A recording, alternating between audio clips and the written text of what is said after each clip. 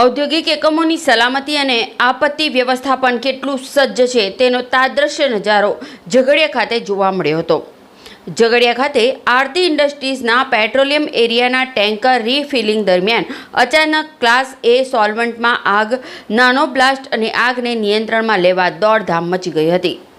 આગ વિકરાળ બનતા લેવલ 3ની ઇમરજન્સી જાહેર કરવામાં આવી હતી।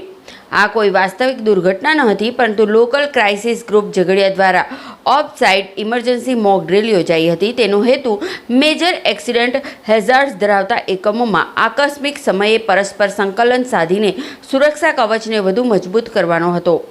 લોકલ ક્રાઇસિસ ગ્રુપ ઝઘડિયા અને આરતી ઇન્ડસ્ટ્રીઝ દ્વારા આકસ્મિક પરિસ્થિતિઓમાં પ્રતિસાદ ક્ષમતા વધારવા માટે વિશેષ ઓફસાઇડ મોક ડ્રીલનું આયોજન કરવામાં આવ્યું હતું। આ મોક ડ્રીલમાં પ્રાંત અધિકારી ડૉક્ટર પંકજ વલભાઈ ઝઘડિયા, મામલતદાર NC રાણા, GPCBના અધિકારી તથા સંબંધિત વિભાગના અધિકારીઓ તથા ઉચ્ચ અધિકારીઓ હાજર રહ્યા હતા। प्रकाश चौहान, TPN चैनल झघडिया। ये अवसर किया, इस तरह से सब मैनेजमेंट हुआ है। आरती इंडस्ट्री को भी कांग्रेचुलेशन कहते हैं, अभिनंदन कहते हैं। हम पूरी टीम ने जो काम किया है उसको भी अभिनंदन कहते हैं।